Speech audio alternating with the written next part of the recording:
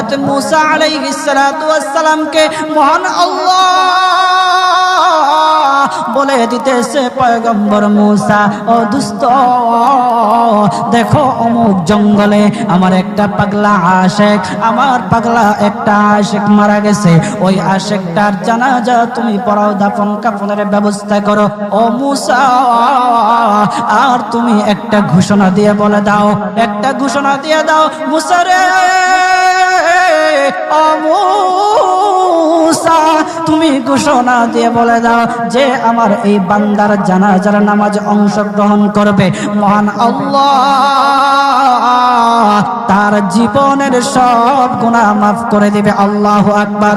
আরো জোরে বলেন না আল্লাহু আকবার, আরো জোরে বলেন আল্লাহু আকবার।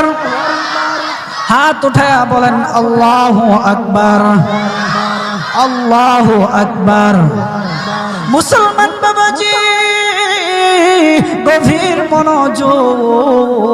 হযরত মূসা আলাইহিস সালাতু ওয়াস সালাম একটা পাহাড়ের উপরে উঠলেন। পাহাড়ের উপরে ওঠার পর তখন ডেকে ডেকে বলতেছে, ও উম্মতেরা রে, আমার উম্মতেরা শোনো,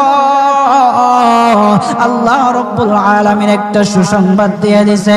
আমার আল্লাহ রাব্বুল আলামিনের একটা আশিক একটা ওই অমুক জঙ্গলের মধ্যে মারা গেছে।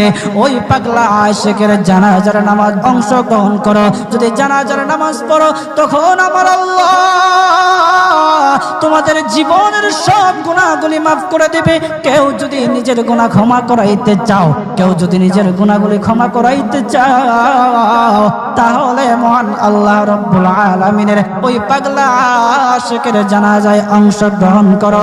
তখন লোকেরা দলে দলে জানাজায় অংশগ্রহণ করার জন্য দলে দলে গেল, জানাজার নামাজ আদায় করলো। আদায় করার পর পয়গম্বর মূসা আলাইহিস সালাতু ওয়াস সালামকে বলতেছে, ওগো আল্লাহর পয়গম্বর,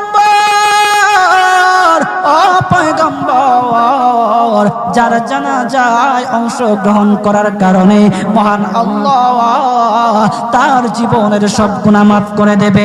এমন মহা ব্যক্তি, তো এই মহান ব্যক্তিটাকে তো একটা নজরে দেখা দরকার, অবশ্যই দেখা দরকার। আমাদেরকে সেই ব্যক্তিটাকে দেখান। তখন মূসা আলাইহিস সালাতু ওয়াস সালাম বলতেছে, ঠিক আছে, তোমাদেরকে দেখানো হবে। তখন যখন দেখাতে গেলেন, দেখানোর সাথে সাথে লোকেরা বলল, পয়গম্বর, আপনি কি বলেন? এই লোকটাকে তো আমরা ভালো করে চিনি।